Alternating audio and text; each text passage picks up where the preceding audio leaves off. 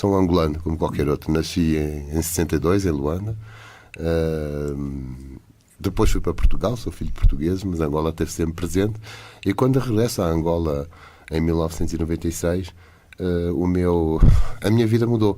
Eu julgava que a minha vocação era apenas ser romancista ou ficcionista. Eu percebi nessa altura que eu não conhecia nada da história de Angola. E então eu já tinha usado a história de Angola, já estava a usá-la como pano de fundo dos meus romances, como romance histórico, mas a partir daí, a partir de 1996, eu comecei a ter preocupação de estudar a história de Angola como historiador. Portanto, ando a estudar a história de Angola desde há 22 anos. E como é que caracteriza a história de Angola? É a história de um povo, quer dizer, toda a história de qualquer povo, de qualquer nação, ou de qualquer conjunto de nações, ou de qualquer país, todas elas têm as suas especificidades. Quer dizer, e estão permanentemente a ser reescritas e reelaboradas.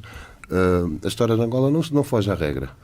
O que penso é que não existia desde a independência um livro. Eu tentei fazer um livro que procurasse, digamos que compendiar ou dizer o essencial, dar um guia sobre a história de Angola. Ele não a esgota, evidentemente, mas não tínhamos nenhuma experiência dessas depois da independência. Tínhamos, sim, antes dela. Visões coloniais da história de Angola, que são elementos importantes, nomeadamente do Gastão Sousa Dias, um homem que viveu aqui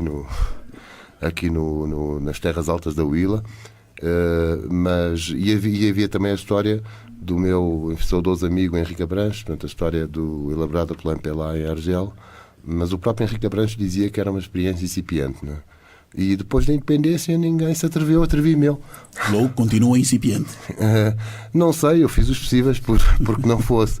Embora eu acho que é desejável que haja outras experiências na área. Por acaso, quando eu publiquei este livro, há 2 anos, em 2016, a professora Conceição Neto e a professora Luísa Almeida vieram-me dizer vieram-me felicitar, foram as primeiras felicitações que eu tive pelo livro, e disseram que elas próprias tentaram fazer algo de idêntico.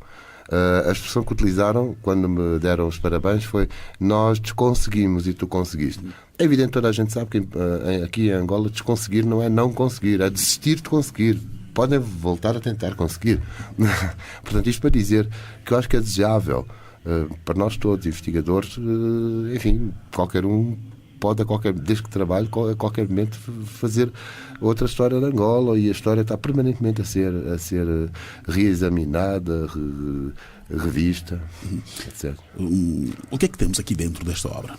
Bem, eu tentei mostrar o que é Angola, no fundo o que é Angola, o que são as fronteiras angolanas, que são o Estado angolano declarado independente em 1975. São fronteiras que só ficaram completamente definidas no início do século XX. Aliás, mais concretamente em 1927, com a Quarta Convenção de Lobito. E eu procurei mostrar a história dos povos que vivem nestas fronteiras desde os tempos milenares. Portanto, eu cheguei a ir à arqueologia, consultar o Hervedosa relativamente aos períodos ditos pré-históricos, Idade do Ferro, Idade dos Metais, os povos banto, as migrações dos povos banto para este território, os estados banto, porque houve estados pré-coloniais, ditos pré-coloniais. Só a partir de um determinado momento é que vem a presença portuguesa, não é? Ou colonial, como se costuma chamar. Só aí preenche a grande maioria da história, porque realmente Angola é um produto colonial, sem dúvida nenhuma. Não é necessariamente, não é completamente um produto português, também deriva não só dos povos africanos, banto, mas também de outros colonizadores que por cá passaram. E finalmente eu entro na independência e dos anos da independência até chegar a 2002. Só entendi que não era ainda pertinente estar a abordar estes 16 anos de paz. Acho que estamos ainda neles, não é? Estamos ainda... Para um historiador acho que ainda é cedo. Eu acho. Para um sociólogo, um jornalista, já podemos fazer, ou um economista mesmo, já se podem fazer algumas apreciações. Mas pode ser que em edições refundidas, enfim, eu possa abordar este período da paz. em Angola. Quais são as dificuldades que teve em elaborar esta obra? Há ainda uma escassez de fontes de informação. Presumo que tenha tido contacto privilegiado com fontes primárias para a elaboração desta obra. Sim. Esta elaboração, esta obra tem que ver com outras, é o resultado de outras que eu tinha escrito ou elaborado antes. Como lhe disse, eu tenho andado a estudar a história de Angola desde há 22 anos. Já passei por mestrado, passei por doutoramento, passei por muitas investigações sobre a história de Angola. Portanto, ela é o resultado de tudo isso, de outros livros que fiz antes. A dificuldade de um historiador acerca da história de Angola, dentro das várias fontes, é que exige que vamos às fontes orais, evidentemente, análise das fontes orais que nos chegam muitas vezes por escrito, não é? E que temos que estar a analisar a semiótica, portanto, o segundo sentido das palavras, sobretudo no que diz respeito à narrativa oral dos povos banto, não é? Cujas sociedades eram sociedades sem escrita. E só começam a criar a escrita a partir do momento em que há necessidade, não pelo contacto, quando há o contacto com os europeus, mas não por causa do contacto com os europeus, e sim a mercê da necessidade do lucro comercial. Por outro lado, existem as fontes orais. As fontes arqueológicas, eu fui consultar os trabalhos de outros autores. Há muito pouco se escreve sobre a arqueologia. Olha, eu para ser sincero, essa pergunta é extremamente delicada, porque eu recorri ao Carlos Ervedosa, que é um nome incontornável. E vivo em Lisboa, portanto, eu vivo fora de Angola. Dos ecos que me chegam, alguns ecos que me chegam de Luanda, há quem diga que neste momento aqui estão a ser feitas pesquisas arqueológicas em Angola. Alguns colegas meus da Universidade Agostinho Neto têm-me dito. Eu confesso que até ao momento ainda não vi nada. Mas estou na expectativa privilegiada em relação a isso, não é? Não, temos investigado mais o campo da arqueologia nos últimos anos, sim. O dossiê que resultou depois na classificação de Mazacongo a Património da Humanidade é uma prova disso. Embora a minha opinião pessoal é que ainda se faz muito pouco na área da arqueologia. Eu penso principalmente por falta de quadros especializados e formados na área. Penso que essa é a maior dificuldade neste momento para se fazer investigação em arqueologia. A sua opinião é que se deve a essa falta de interesse? Não sei se é falta de interesse. Eu não sei se é falta de interesse. Eu acho que existem poucos não nenhuns cursos onde se possam formar arqueólogos, cursos profissionais ou cursos mais virados para a especialização, licenciaturas, pós-graduações, por exemplo, e acho que é por esse motivo, não creio que seja falta de interesse. Eu por exemplo, leciono as cadeiras de prática arqueológica e introdução à arqueologia no ISCE de Huila, e noto interesse nos meus estudantes. Só que depois existe ou não existe a opção. Eles depois não têm a opção de fazer essa especialização, pelo menos cá em Angola. E julgo que é por isso que não temos quadros nessa área do conhecimento. Doutora Soraya, o doutor Alberto Oliveira Pinto amanhã faz a apresentação da obra e depois o que é que se segue? Qual será a agenda a ser cumprida? Bem, nós amanhã temos a apresentação do livro no museu, por volta das 10 horas, começa a atividade. Eu estou a sublinhar o horário porque já ouvi pessoas falarem no período da tarde, e não é à tarde, é mesmo de manhã, começa às 10 horas da manhã. E depois da apresentação do livro vamos ter no dia seguinte, também com a colaboração da Rádio Huila, no auditório da Rádio Huila, a palestra onde o Dr. Alberto Oliveira Pinto vai falar sobre lugares de memória em Angola.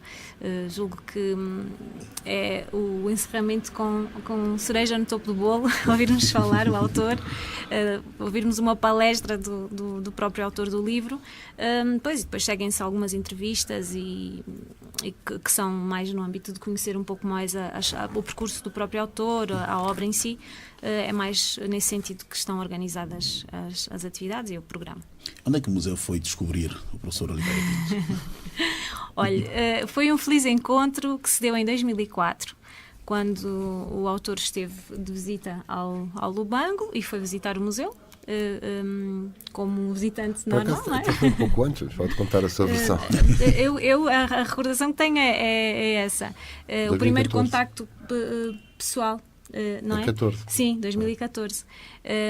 E depois fui acompanhando mais ou menos o trabalho do doutor, e em 2016, quando tive conhecimento do lançamento da obra, logo mostrei muito interesse, e tive muito interesse, um interesse pessoal, em primeiro lugar, e depois achei que, tendo em conta a temática da própria obra, fazia todo sentido tentarmos fazer esta apresentação aqui no Lubango, porque é supostamente a cidade do conhecimento, então faz todo sentido trazermos cá o autor com a sua obra para falar dela, e também como forma de contributo para a comunidade em geral, mas mais focada na comunidade estudantil, porque ouço muitas vezes a queixa de que não existem fontes, que é difícil consultar fontes, que é difícil encontrar bibliografia atualizada para determinado tipo de pesquisas, e achei que seria uma oportunidade a não perder. Entretanto, fui tentando fazer contactos com empresas que nos poderiam ajudar a trazer o Dr. Oliveira Pinto cá,